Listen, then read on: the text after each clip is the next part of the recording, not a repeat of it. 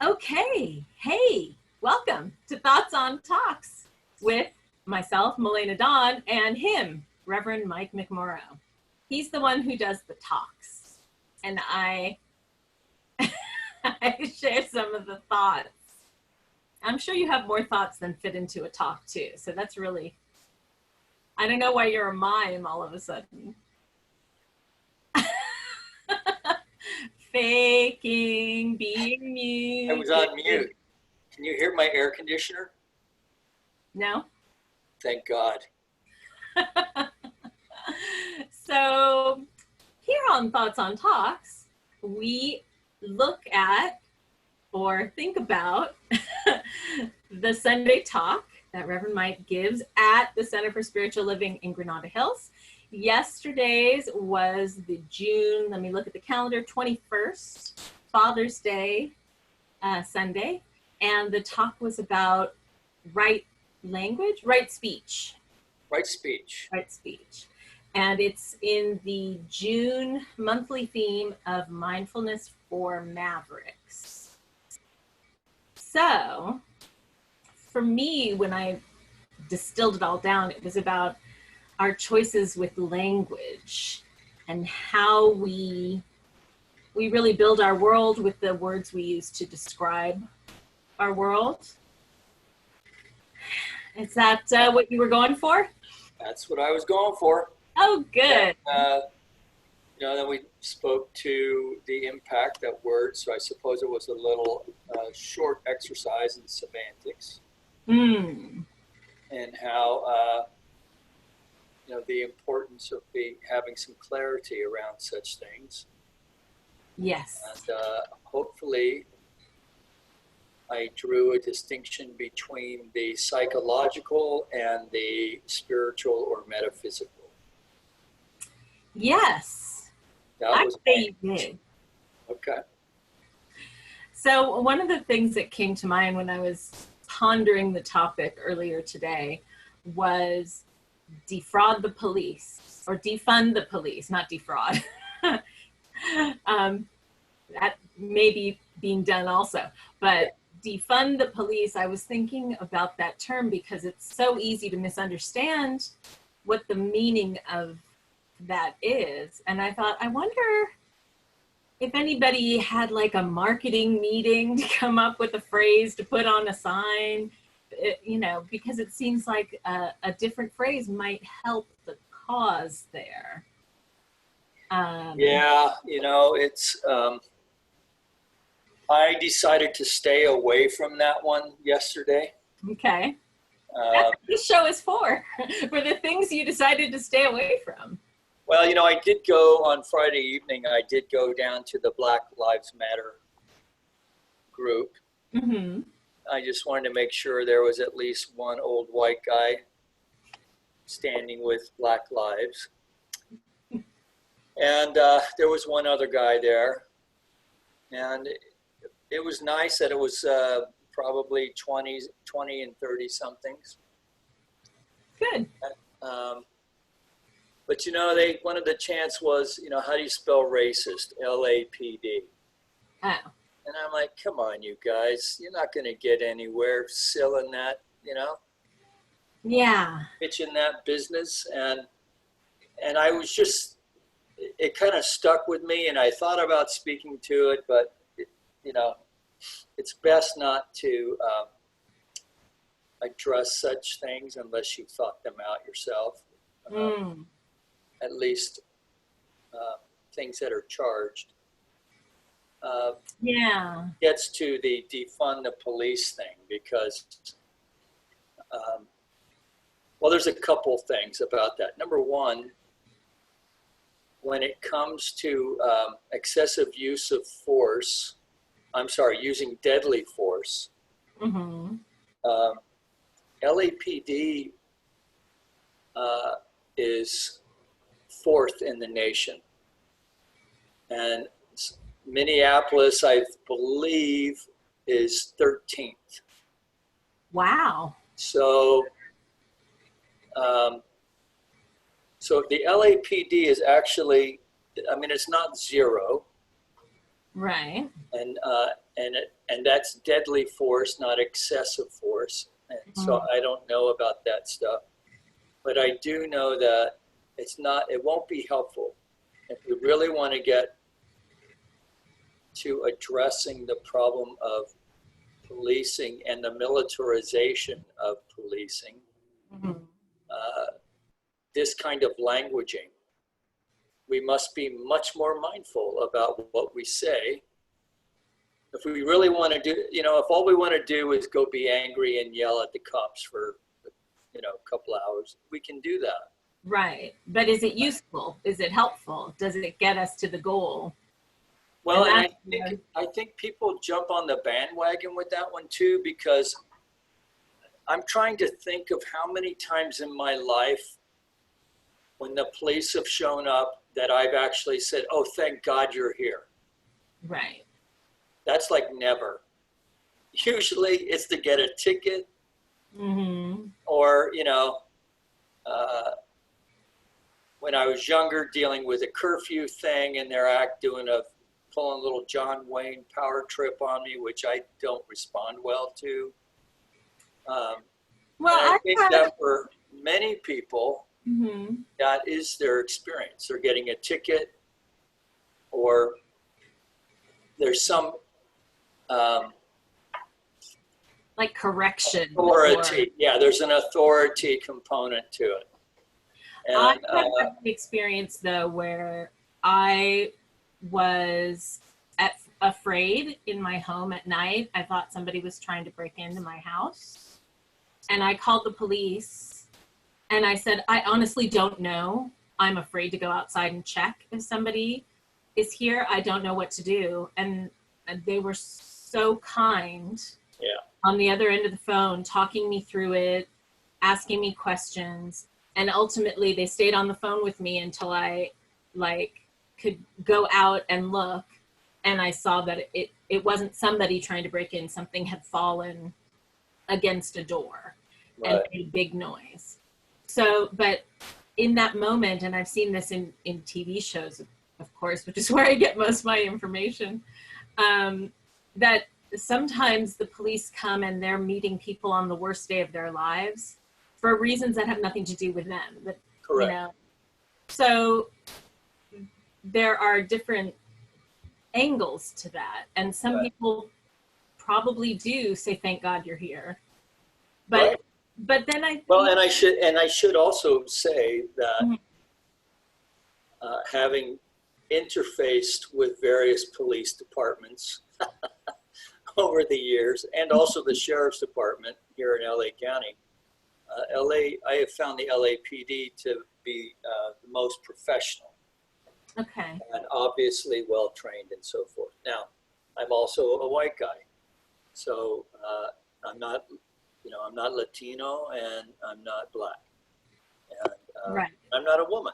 So, so anyway, I just I was at this thing and I was glad to be there, and I would do it again and so forth. But this was the tenor, and whether it's police reform, which is really what we're looking for, right? So that's where mindfulness comes. The people are kind of mavericks because they're out protesting. If they're being mindful about it, then they would choose the right phrasing, the right languaging to use at the chant, because not every chant is helpful. Not every chant is going to get through to the people you're chanting at. Right. And the mob mentality is a powerful and uncontrollable thing that can turn quickly. Well, I thought of a couple chants they could do, right? So LAPD, no police brutality, right? Yeah. That would be a good one. But another one that would be interesting is to do like a Black Lives Matter chant, which that was happening. Are you tapping on your computer right now or your table? Sit on your hands, Rev. I'm fidgeting. But what would be interesting Mm-hmm. So if you were to do Black Lives Matter, and then they were also saying the names of George Floyd and Breonna Taylor, Mm-hmm. and then, you know, how do you spell love? L-A-P-D. So with the idea of this mindfulness, mindful speech idea, so that appreciation could be shown for the LAPD, at the same time addressing, because they want to get rid of the knuckleheads too. I believe that. Mm-hmm. So that would almost seem like an ironic chant that could shock people and shake them out of the anger and start conversations, perhaps. Right. It's like the life of Brian. What have the Romans ever done for us? What's the LAPD ever done for us? So we should reenact Monty Python sketches on the street. Well, they did come over that one night when I was afraid. Monty Python came over one night when you were afraid? That's awesome. The LAPD. Okay. Yeah. I'm thinking of James Corden, how he does these crosswalk musicals. Have you ever seen that?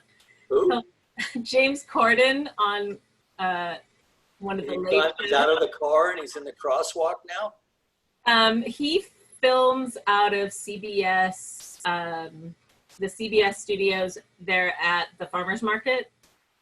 And right where actually the Black Lives Matter protests turned kind of crazy. Yeah, by Fairfax. So what he does is he'll get the cast of like Frozen or different musicals, and they'll be in costume. And when the light changes, they all run out into the crosswalk in the middle of the street, and they'll start performing. And then the light changes, and they run back, and then they come out the next time. It's ridiculous and funny. He's also the carpool karaoke guy. But right. Now I'm thinking of, putting on a Monty Python thing as protest might work.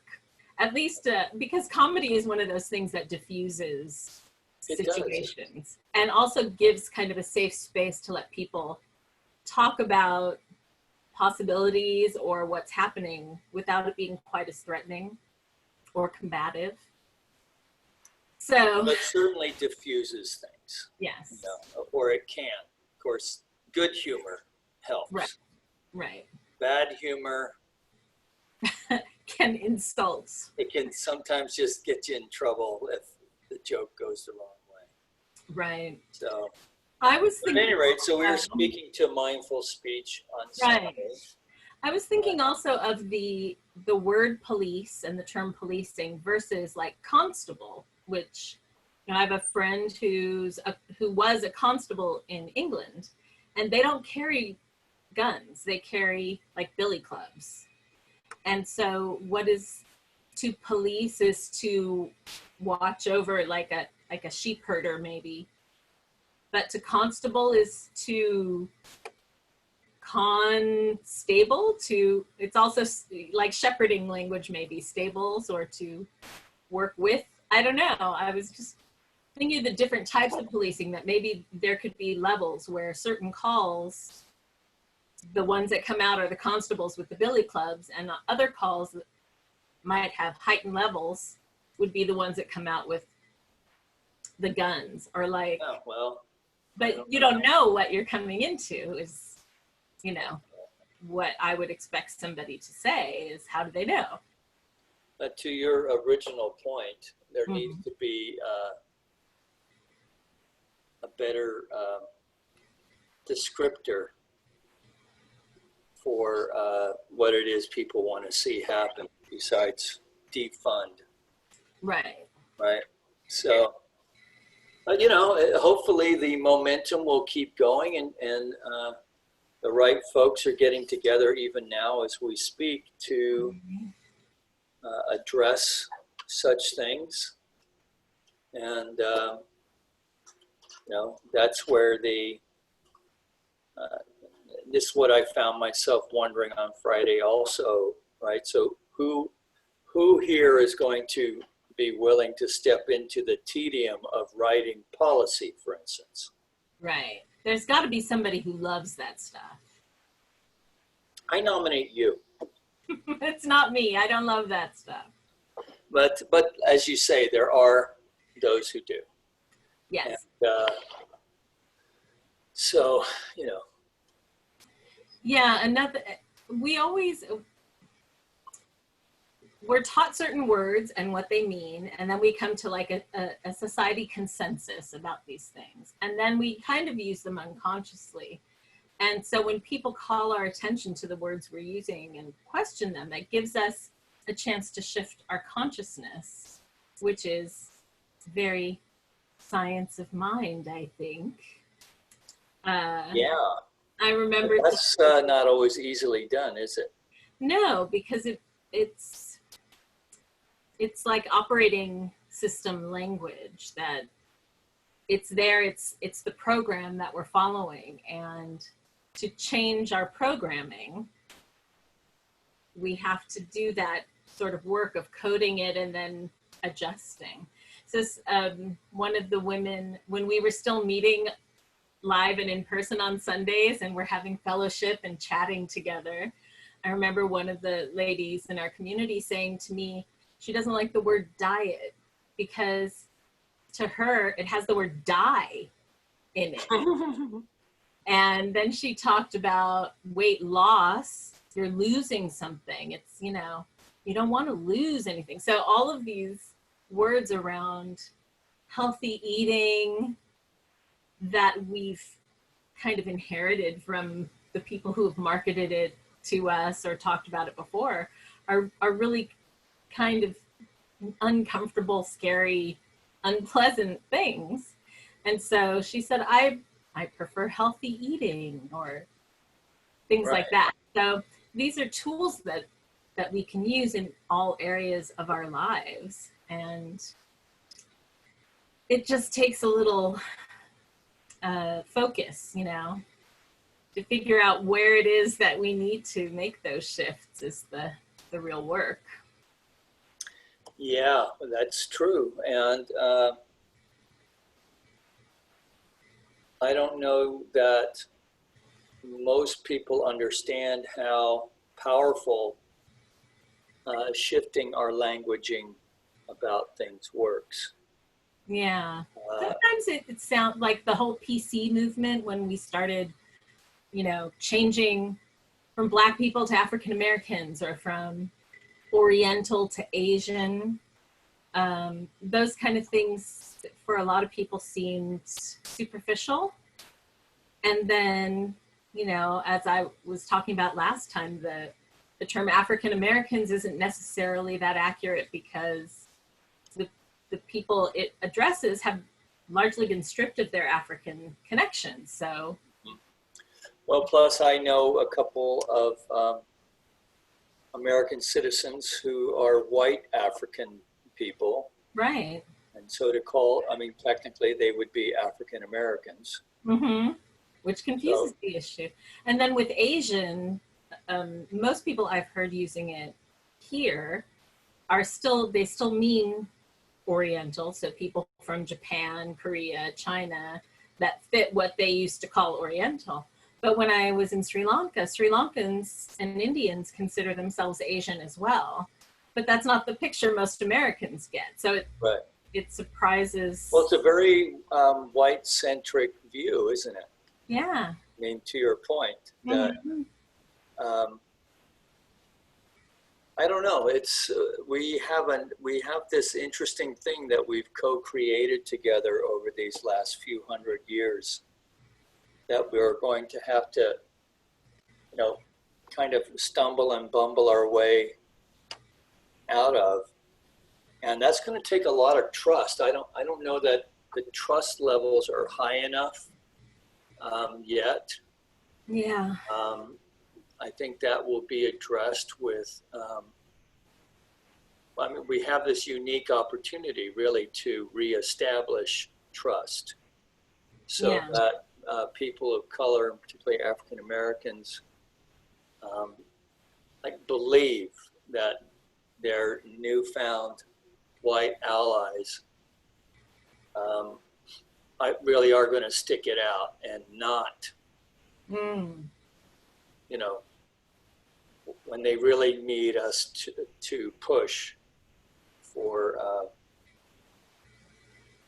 vote, or maybe even to fund things, that we don't go running off looking for the easier, softer way. Right. Because, and I have read a couple of writers, you know, that they're kind of through, African-American writers. Interestingly, both women. Mm. Right? I'm over coaching you. I'm trying to process my own stuff. I don't have time to babysit you for shit that you should already know. Right. Right? Yeah. And I'm tired of, you know, it's great that you're out there demonstrating and all that, but where have you been, you know, for the last 50 years, right? That whole thing. Yeah. And, you know, I Well, certainly understand that. I don't know how helpful it is. I mean, this really is a time to get all that stuff out on the table. Right. So this is where it's words backed up with action. Right. So, and that's important too, because as much as we choose the right words to describe something, if it's not backed up with action, even if it's like, I really intend to do this thing and then you don't, I mean, we have to know that then those words will lose their power if we don't back them up. And then the trust turns to distrust. And the people. And then you've made things worse. Yeah. Right? Yeah. So, let's see, host disabled participant screen sharing. Is that what I did? I don't know. I don't have a screen to share, so you can just click share screen if that's what you're working up to. I think I made you the host, so now I have to unhost you. Okay. Hey, as long. Oh, I can't. You have to make me a co-host. Ooh, okay. I've never done that before. That may be too complicated. You just go up. Signed in. Where do I go? You go up to my name. Okay. Oh, to participant. Dots. Make co-host, or shall I make you host? I'll co-host you. Okay. There you go. Right. See, we're learning how to use Zoom right here with all of our friends who are watching. Well, I just thought we might want to look at this. Yay! Do we want to look at it? We're looking at it. So whether we want to or not, we're here. All right. The world is full of every form of language, bringing life into being. Yeah. Yeah, and that's where I think of the examples of like the native people far, far north that have so many different words to describe snow, where we just have the one. Right. And, you know, the Greek language has different forms of love. So there's brotherly love, and there's love for humanity, and there's romantic love. So I also read something, don't remember how I learned it, that, and I don't know how linguists figure this out. I think it was through the Iliad or the Odyssey, that there was no word for blue. Yes, I remember reading that too. There were articles out about that. So it's like they must have seen it all around, but, you know, they just, I don't know. Yeah. It's just sky. Maybe. I mean, it's hard to know, because again, these are things that we've agreed upon what they mean. And we think that we know what the other person means by things.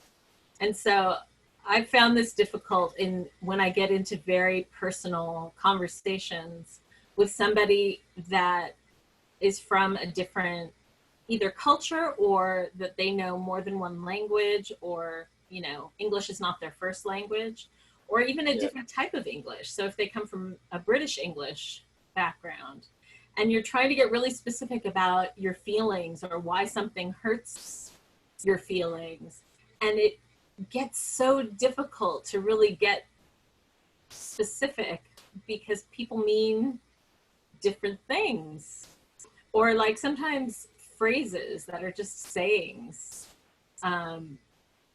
so shock and surprise, where they don't mean it to sound as violent maybe, but because they say it all the time. But to me, who's never heard it, it's like, oh my gosh, why would you say that to me? I'm like, what? So it's amazing that we can communicate at all, really. It has, and language isn't all of our communication. It's facial expression, it's tone of voice, it's body language. And I think if we spent a little more time investing in looking into each other's eyes and seeing the whole person, it might be, oh, thank you. It might be easier to communicate these difficult things and to have more empathy with each other. Well, yeah, you know, that is the downside of Zoom or these online things too, right? So it's great to be able to stay connected. But, I mean, when's the last time we actually physically saw each other? Was that like back in mid-March? I think so, yeah. That is wild.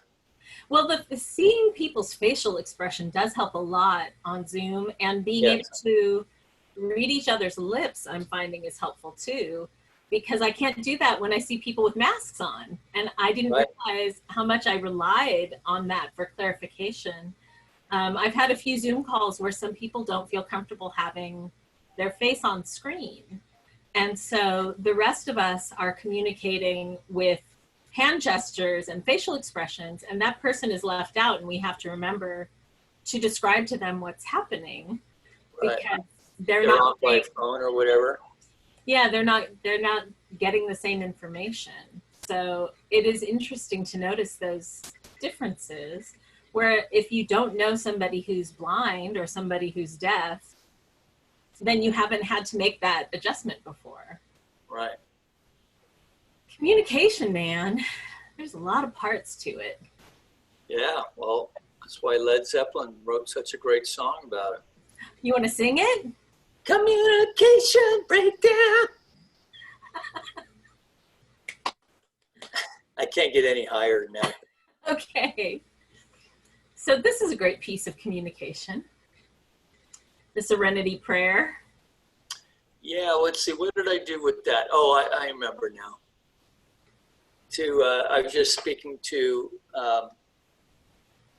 the paradox of using a prayer like this: grant me the serenity to accept the things I cannot change.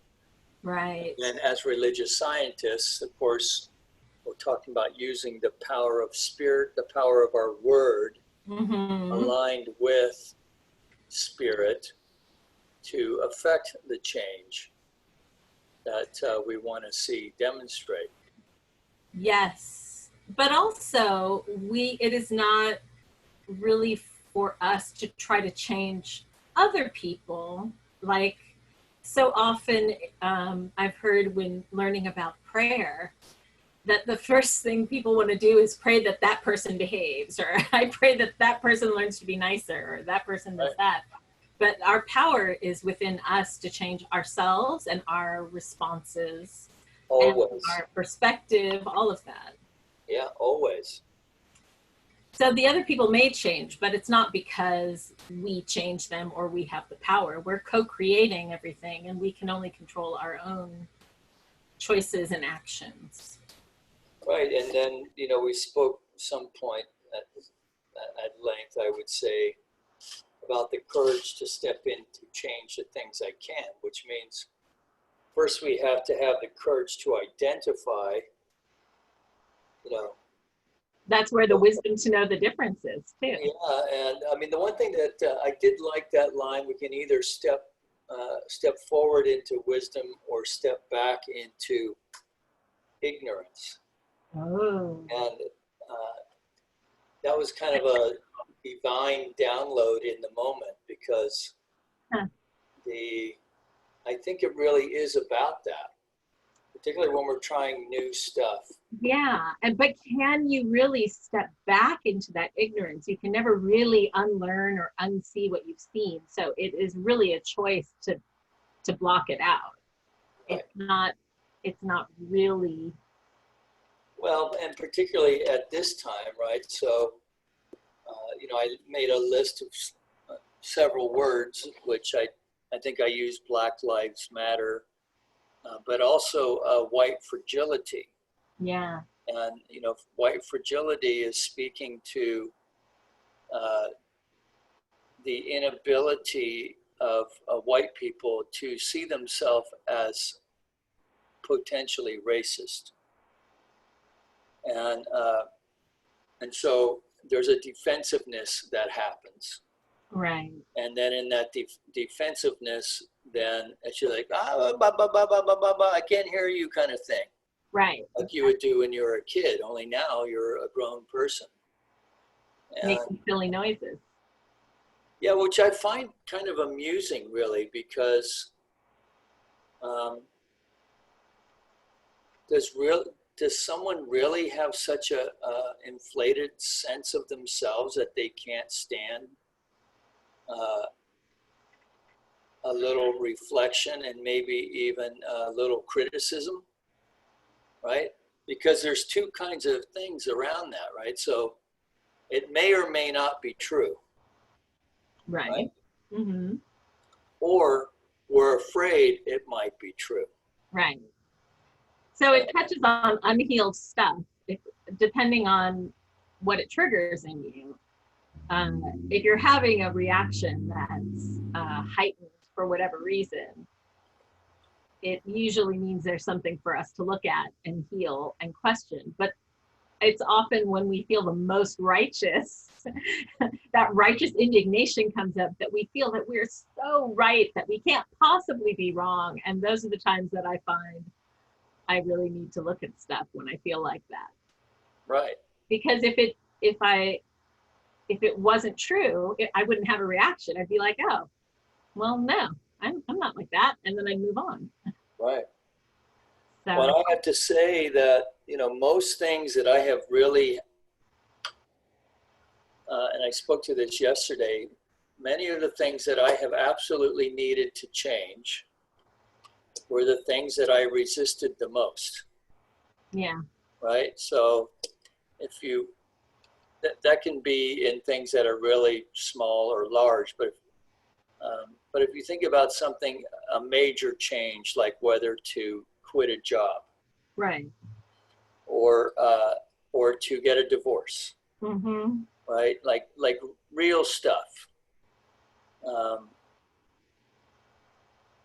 Sometimes it's easier just to do nothing because we can't bear to think of the alternatives.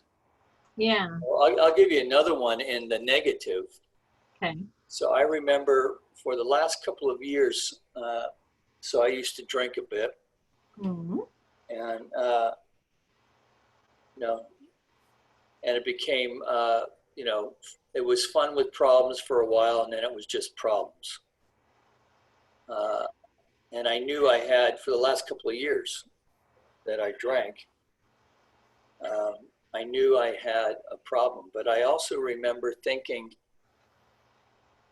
I'm not going to have any fun anymore. Right. Right? How can I do life without alcohol? Mm. Right? And I think, which really is kind of points to, of course, outside of the addiction thing, it points to really a lack of imagination, right? But also the courage to change the things I can. Right. So those are extreme examples. Mm-hmm. And yet it's the same process to change anything, right? So there's, we need to engage enough imagination to imagine something different. And then we need to have the commitment and the focus to see it through. Yeah. Now that's the psychological component. Mm-hmm. And so that's why I was making the point yesterday about being people of faith. Of course, we can engage spiritual power, Mm-hmm. right?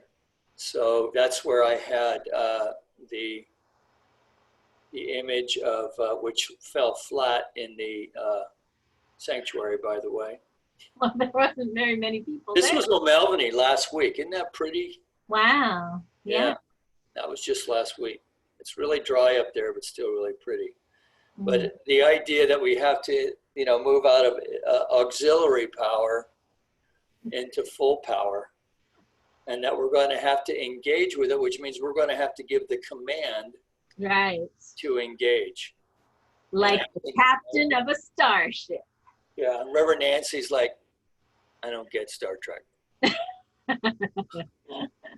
Well, that's where I love sci-fi, for all of the metaphors that it gives us and all of the visions of possibilities. If we can see like the difference between green people that they show on Star Trek, aliens, and the acceptance of them and working with them, and make that metaphorical jump to, xenophobia of anybody being afraid of anybody who looks different than us. And I'm not sure the people who, I'd like to think that all the Star Trek fans make that connection, but I'm not sure that they do.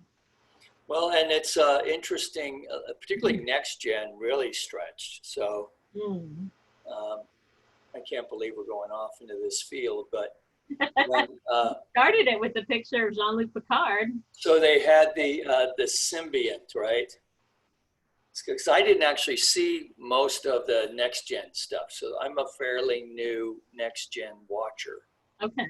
Because I just didn't care for it when it first came out for whatever reason. Star Trek Next Generation was when like Wesley Crusher was on, and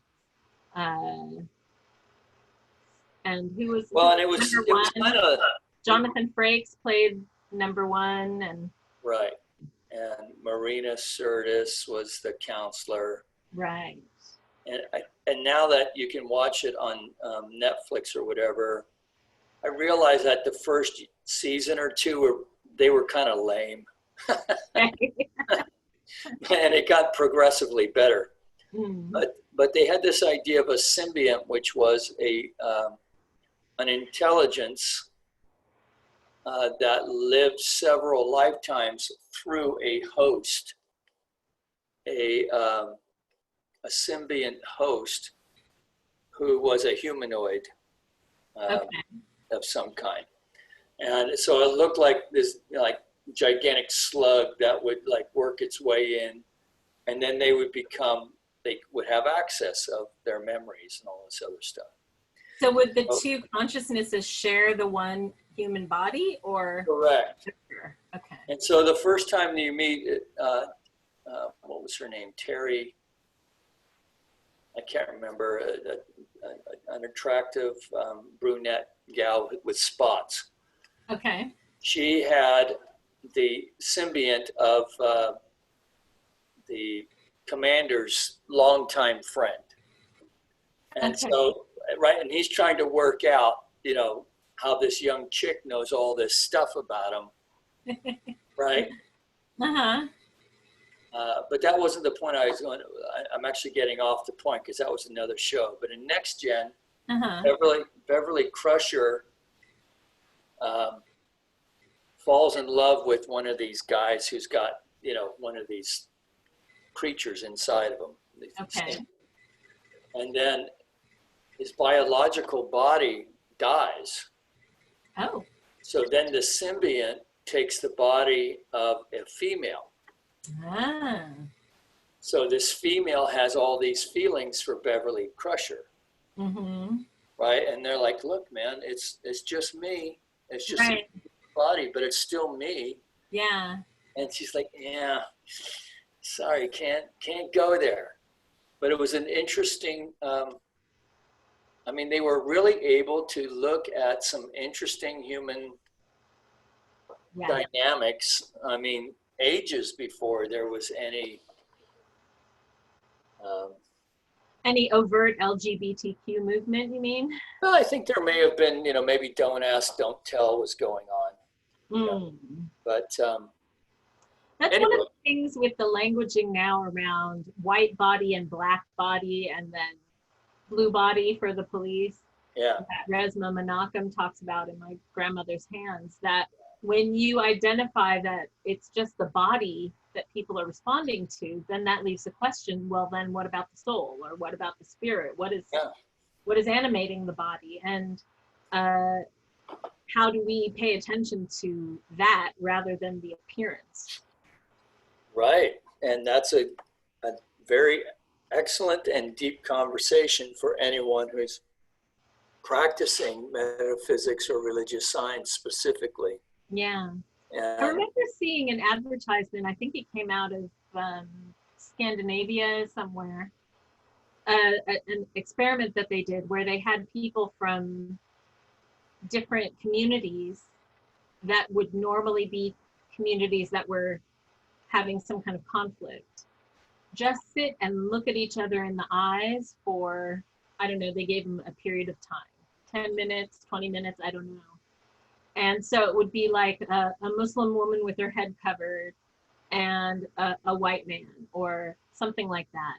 And in all of the pairings, after staring in their eyes for a while, they would either smile, and sometimes at the end of it, they'd just start crying without any words being spoken because of just the intimacy of connection from that exercise. Yeah, I hate that stuff. It's very intense. Yeah, there's a whole thing around gazing. Yes. Yeah.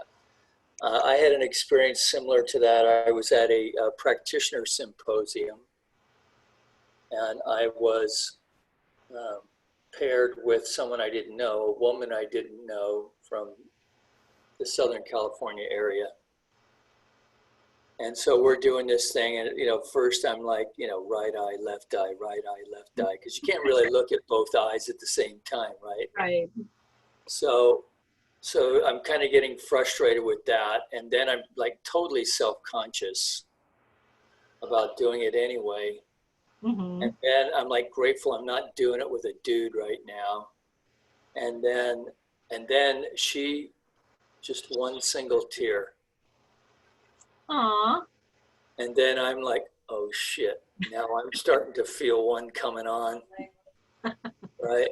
Yeah. And so before, gosh, this is like maybe 30 seconds or a minute into it. Yeah. That's pretty quick. We both got damp cheeks. But that was before I learned how to wall off my feelings, so. I'm not sure you should be bragging about that in this audience. No, I'm not really very good at, but it does make me very uncomfortable. They'll do that at CSL stuff. Yeah. You've been to a lot of Unity functions, so yeah. They'll play a song like a Karen Drucker song, The Face of God, right? You are the face of God.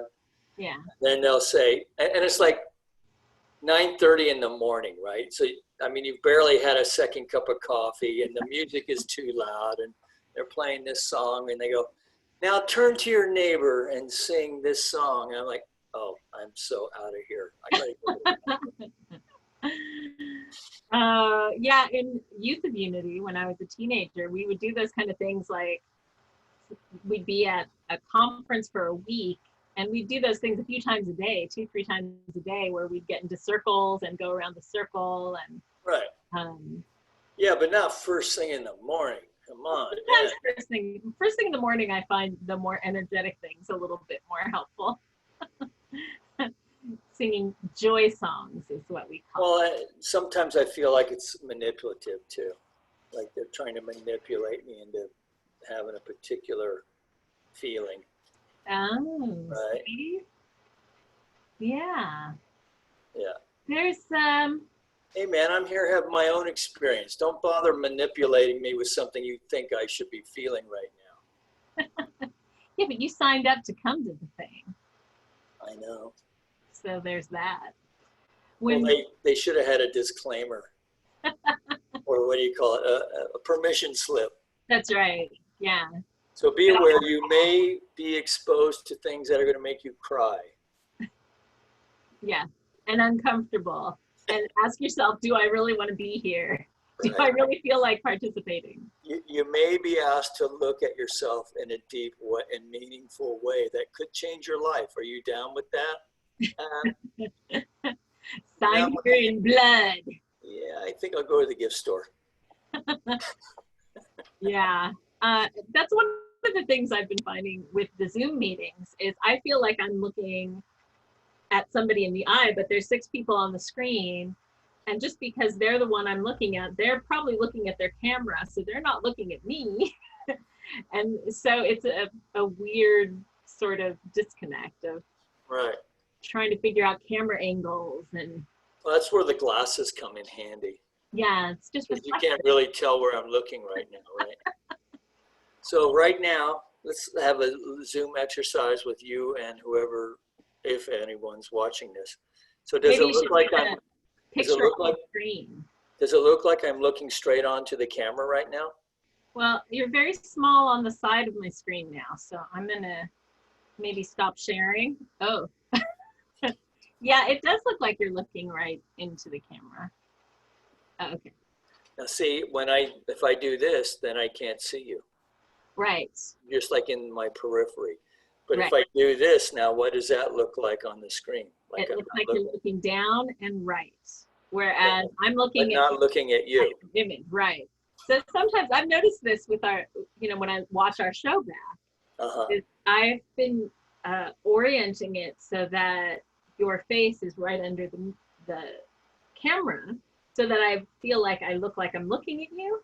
But then when I watch it back, it looks more realistic if we're both looking to the side, because then it looks like we're looking at each other. So what about now? Does that look better? No. Oh. I'm on speaker view now. So it's just your, otherwise it's a split screen. Okay. I made it a small screen. I brought the sides in so that I was below and looking up at you. But then I was concerned when we had 4 people, and on my screen, the order of it was different. So Salam and Nancy looked like they were below you and I was like, ooh, I'm not sure I like what that says. It's a story of a lovely lady. That's right.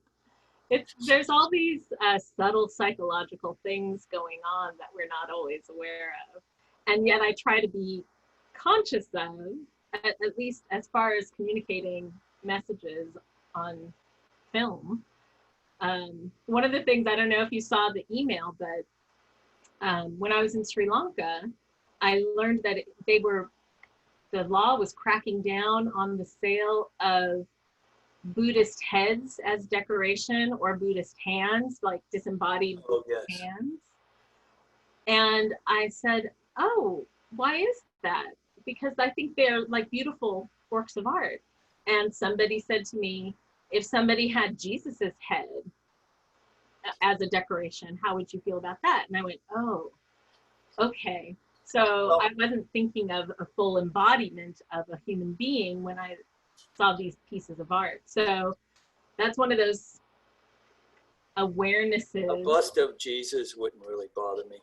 But yeah, I did see that email, and I thought that was interesting because to me, the thing that appealed to me about that particular photograph was the Buddha looking out into the ocean. Right. And so because there's some interesting parallels there, right? Because teaching of we're like a drop of ocean in the vast, or drop of seawater in the vast ocean of consciousness. Right. So that's another thing with the languaging and with images.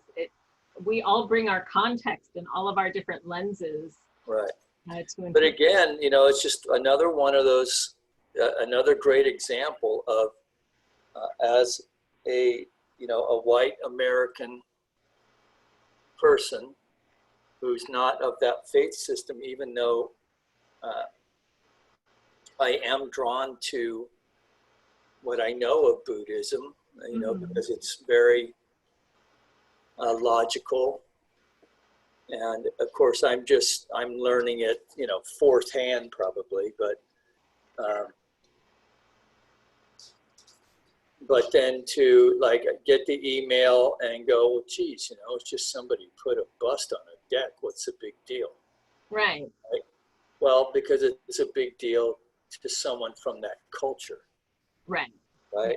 So this goes back to, it's interesting that this whole idea of speaking politically correct came up, because I ran into someone else today, Melviny, and it came up. And what we were speaking to, of course, it was two white men and one white woman, and we were talking about the difficulty of wanting to speak to meaningful things and yet walking on eggshells, afraid you're going to step on a landmine at any given time.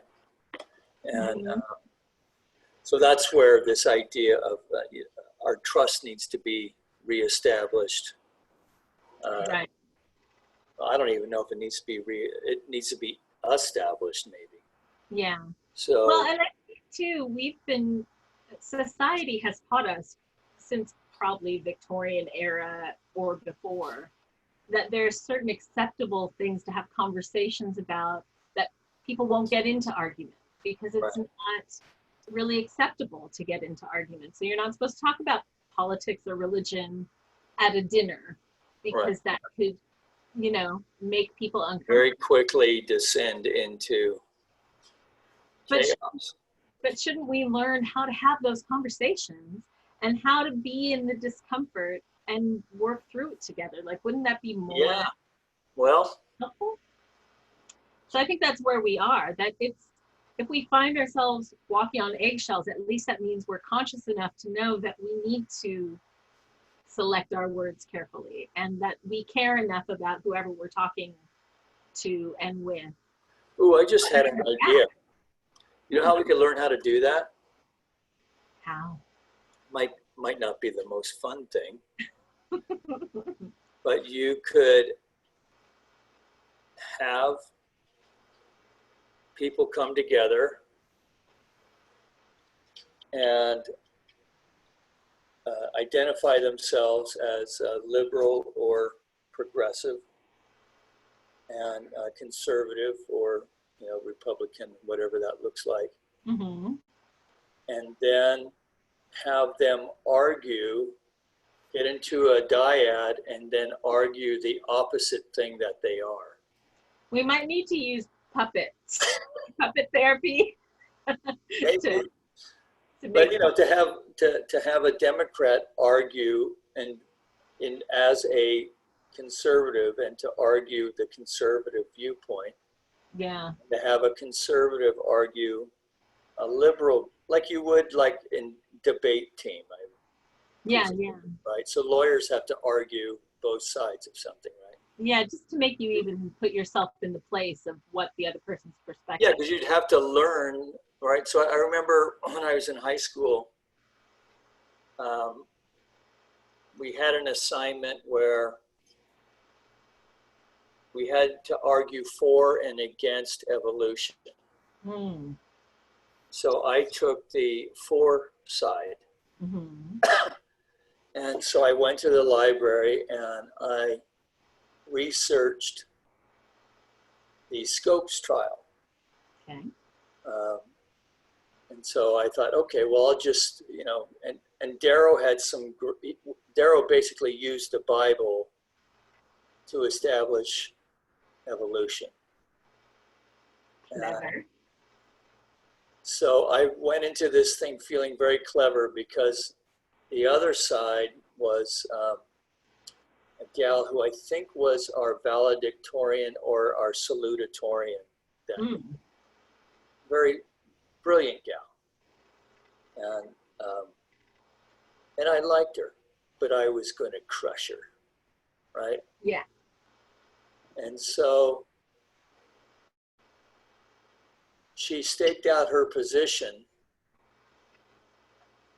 and then she went to intelligent design, what we would call intelligent design. And I'm like, that's not a position. You're supposed to be arguing against evolution. You can't say, I'm for evolution, only it's, you know, there's the grand puppeteer is behind it all. Yeah. I mean, So, as far as getting people together to do that kind of thing, it reminds me of the YouTube series I've mentioned to you before called Uncomfortable Conversations with a Black Man. yeah. And there's 3 episodes now. And the most recent episode, he talks to a whole family. And so having the children ask him questions kind of diffuse things, because children have this, you know, perspective of kind of innocence and everything is new. And so to hear a child ask a question like, are you afraid of white people, to a Black man? Yeah. The man laughed. And then he said, that is a really good question.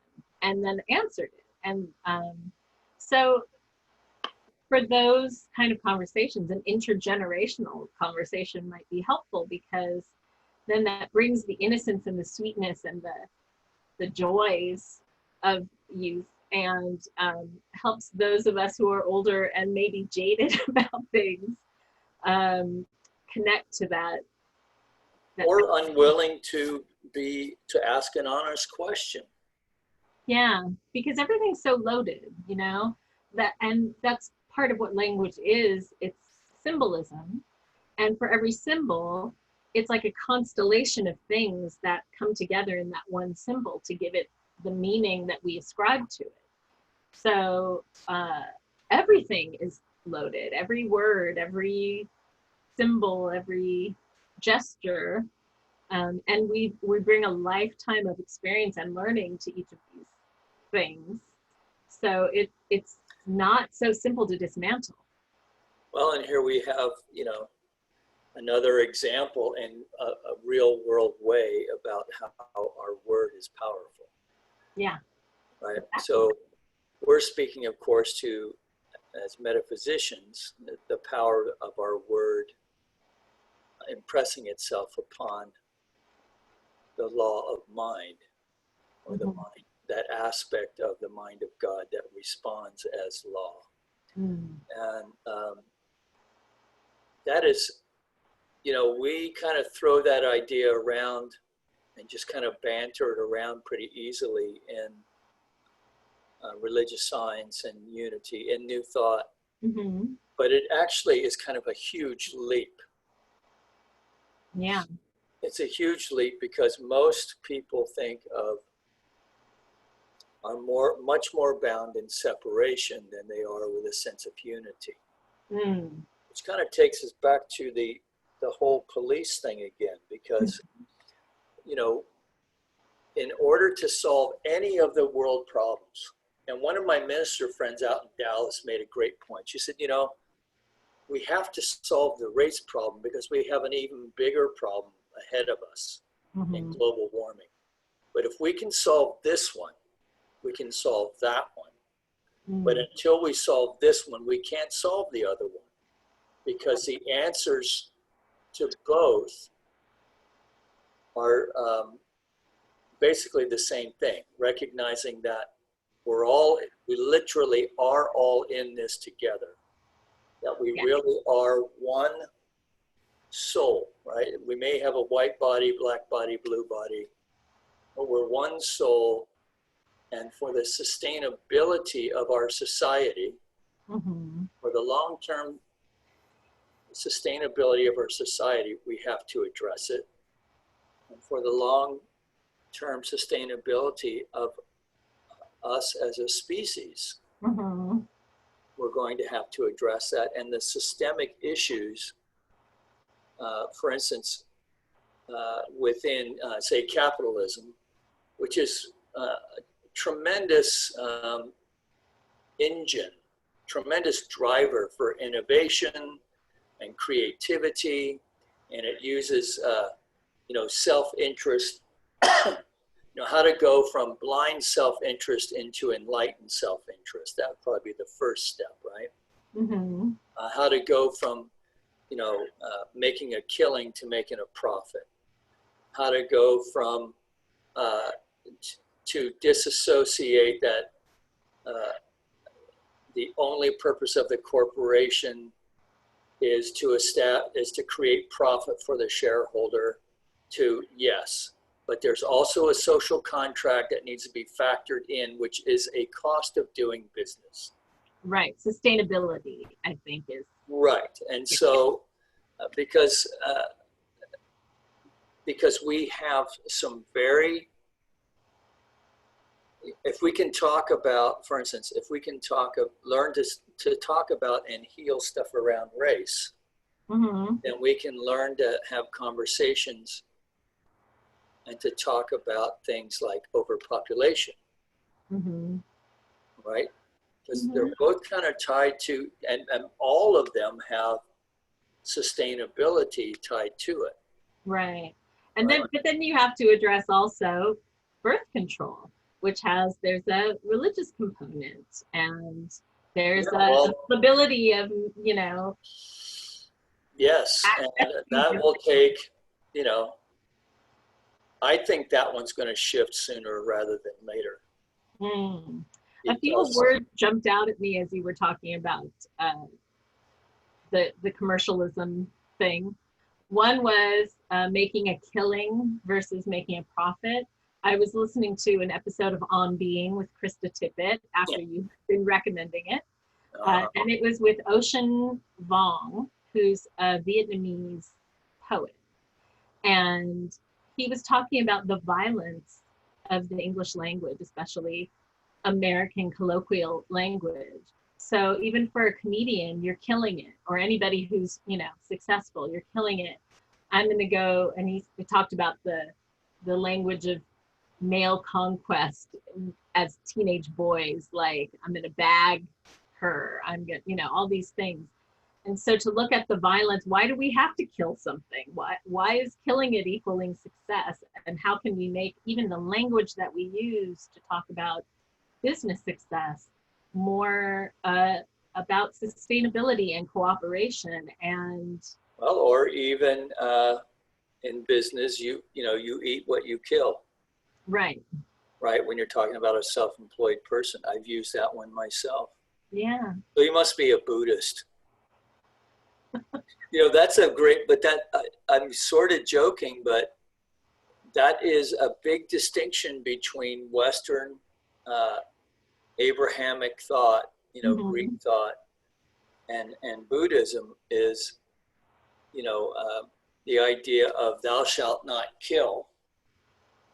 And from the Buddhist perspective, thou shalt not kill anything. Yeah, or harm sentient beings.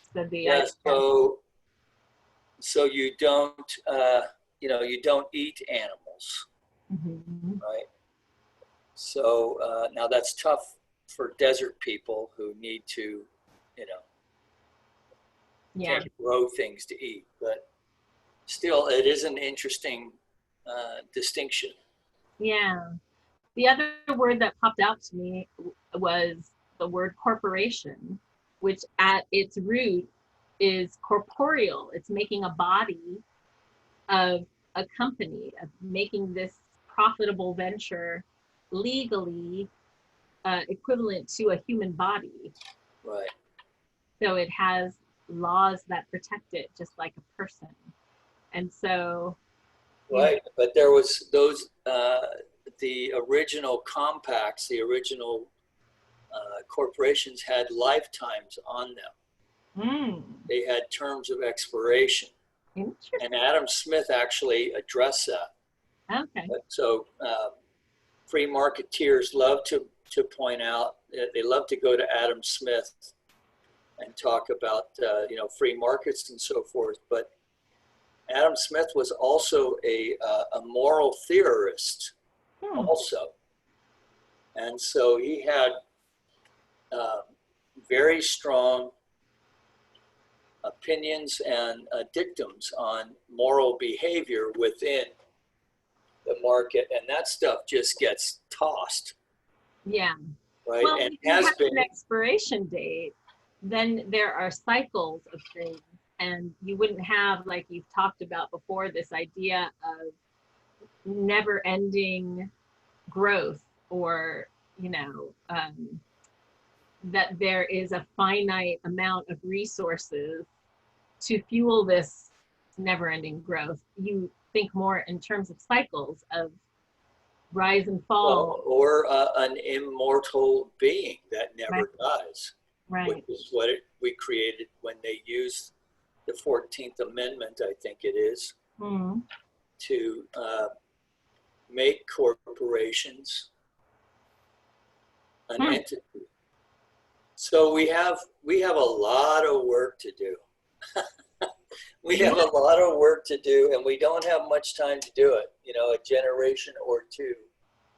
Yeah. And not mine, but my son's generation, and if he ever gets around to having children himself. And my godkids. I just, I think about this from time to time, and I think I've mentioned it to you before. I have kind of, apologized to him. I really thought we were going to straighten this out and be able to hand you off something that was better. I mean, in the 70s, Richard Nixon brought in the Clean Air Act, the Clean Water Act, right? So there was all these things that happened within the ecological movement. And, from there to, Amory Lovins and laying out this idea of a soft energy path to as a national interest to go from what he called the hard path, which is nuclear and fossil fuel, into the soft path, which as a sustainability thing and as a national interest perspective. And it looked like, and then we went into, conserving and weatherizing, and there's all this stuff going on through the 80s. And then I don't know what happened. It just kind of, I don't know what happened. I think it started. Yeah. So now it's, now we need to support the next generation. Yeah. It's young people standing on the street corner yelling for police reform or whatever the next thing is. But we have to stay engaged going further. Yeah. And I don't know exactly how that's going to be done. I don't know how to do it, frankly, on a Sunday. Yeah. I kind of feel like I'm walking this tightrope between needing to address things and then addressing them from a metaphysical perspective. Yeah.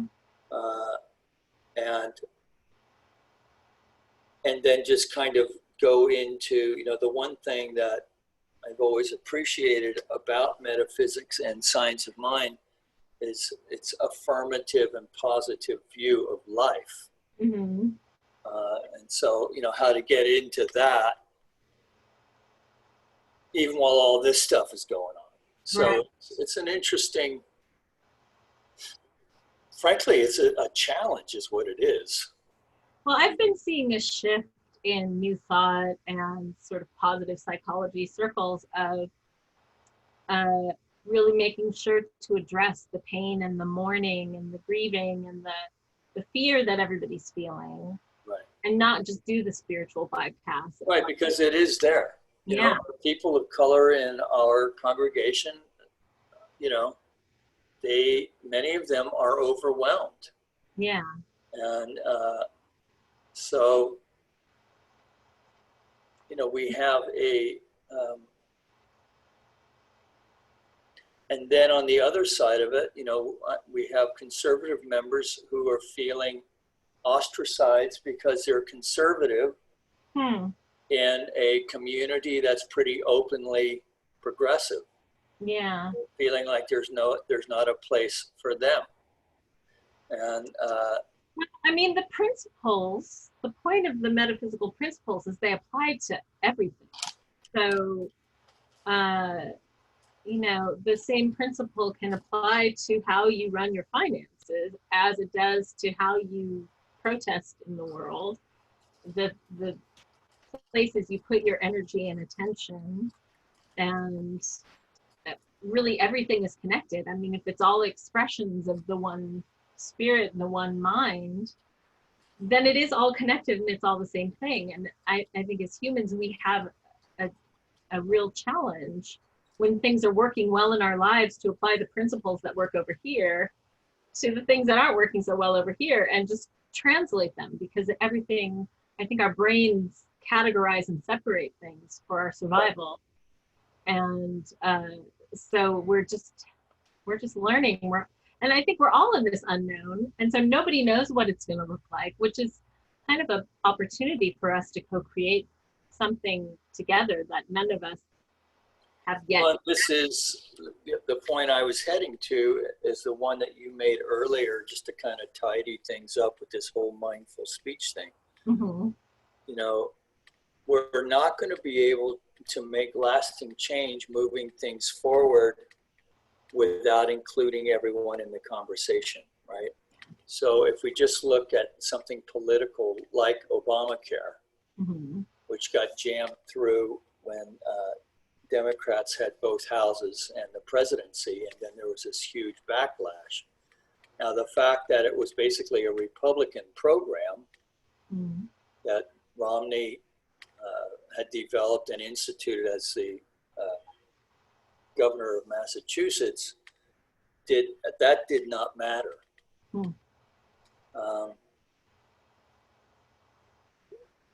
But I think what infuriated the Republican leadership was they felt like they had no input. Right. So we don't want to make that mistake going forward. Right. You know, and there's going to be some fallout. You know, conservatives are going to be pissed off about the impeachment for a while. But you know, I could say something about that, but I'm not going to. Okay. Because it wouldn't be helpful.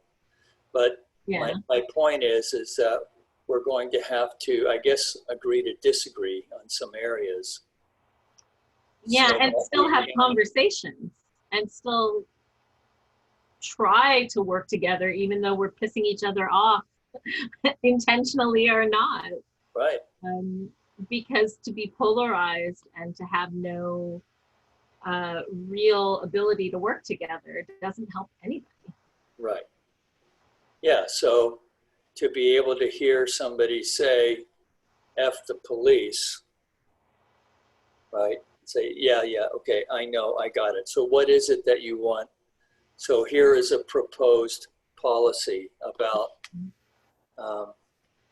let's say, psychological fitness for joining the force before police even are licensed or whatever their process. Right. And I did see they already have that. They already have that stuff in place. You know, all right. So here's something. One of the recommendations I heard was apparently there's 8,000 local, 8,000 different police departments, but there's no national overview or standard. Okay. And then in some of these departments, the unions have purge the police records.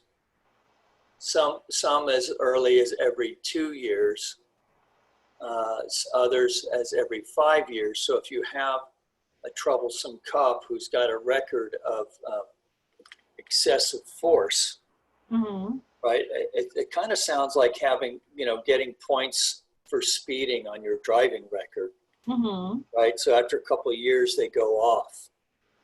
They just expire and fall off.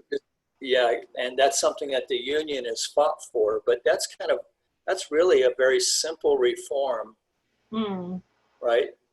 Yeah. That could be instituted to track, because the big knock about unions, and it was when I was in the carpenters union, it was the same thing, is they have a reputation, and I don't know that it's true or not, but they have a reputation of protecting the lowest common denominator rather than lifting everyone to the highest common denominator. Now, sometimes in unions, that means protecting older workers, which is a legitimate thing, right? I mean, when you're 30, you don't think so, right, as much. But when you're 50, right, you do, you still got another 15 years to go, right? And, the contractor wants to have a young young monkey who will scramble up on the scaffold and drag a cord and everything else behind him. And the 50-year-old guy was like, yeah, no, you need to get a laborer up there to get the stuff up there because here's the rule. Okay, right. That kind of thing. So anyway, so there's a lot to that. I mean, that's a construction union thing, but right. So, so it's going to take bringing a lot of people in, and it's not going to happen overnight. I mean, no, because we really do have to relearn how we think about everything. We have to reframe everything because the way that the world we're living in now has been created and built on top of kind of not good, like I'm thinking. And we, and then as people of faith, right, to remember and to know and to engage with the living spirit, right? The infinite wellspring of all that has the imagination within it to bring forth and to plant that seed idea in each one of us, right? And also to impress its power upon us to kind of make us step out and speak up and be willing to stand in the spotlight for a moment to be heard or to put our voices heard. It is weird to go to a rally and be, one of two old white guys surrounded by a bunch of yelling 30-somethings around Black Lives Matter, but I felt like it was important to be seen. Yeah. Right? And, I can do at least that. Yeah. And I wanted to get up there. The minister in me wanted to pull the bullhorn away and say, okay, look, we need to talk about this fuck the police thing. Right. This isn't going to get us anywhere. So whenever you say that, I think of the song. So it's from like the 90s. That's what I meant. Yeah. But it's a protest that is not new. And so yeah. Anyway. Yeah. I'm not sure what band. I think N.W.A, I believe. I think it's N.W.A. Yeah. I get a few of them mixed up. So let me see if I can find something helpful to end on. I thought you were doing a good job, and then it took a turn. I thought you were wrapping up. And another thing.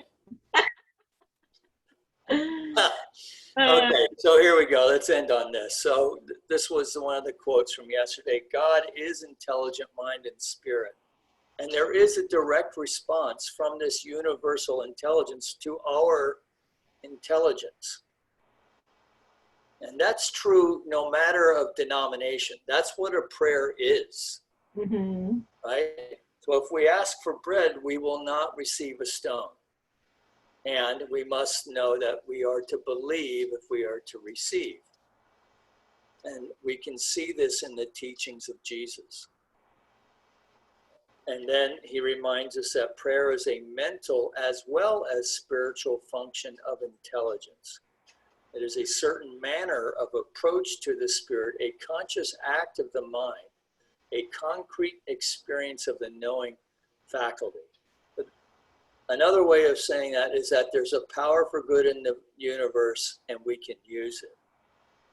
And so in this way, we want to be direct and specific, accompanied by a positive receptivity of knowing that it's done.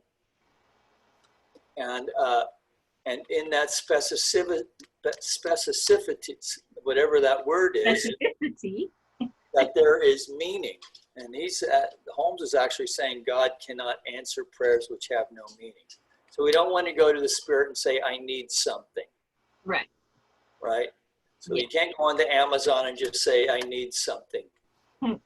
We have to directly impress our intelligence within it. Have to be specific. So this is the importance of the mindful speech thing that we've kind of looked from every other which way today. Yeah. And I appreciate your thoughts upon I appreciate your thoughts on our talking about your talk. All right. So I guess that does it for another episode of Thoughts on Talks. And we will be continuing, I guess, just stay tuned to the YouTube channel and sign up for the newsletter from cslgh.com.org. I saw you. O-R-G. And watch the YouTube channel for subscribe and you'll get updates of when the next conversations are. I did notice that in our last newsletter from CSLGH, we didn't let Melissa know that we had actually 2 episodes of Thoughts on Talks last week. So that's where subscribing to the YouTube channel will keep you. Yes, well, we had good stuff with Salam. Yeah. I'm actually heading to Vegas tomorrow to look after me mom. So I don't know if I'm going to be available, but I will check and see if Salam wants to do that. Okay, great. All right. So, but I think we're recording, aren't we? We still are. So we're going to hold you and your mom in good thoughts and hold all good things. Thank you. I'll take it. Very good. And see everybody later. And I'm going to stop right now. Peace. Love. Dove.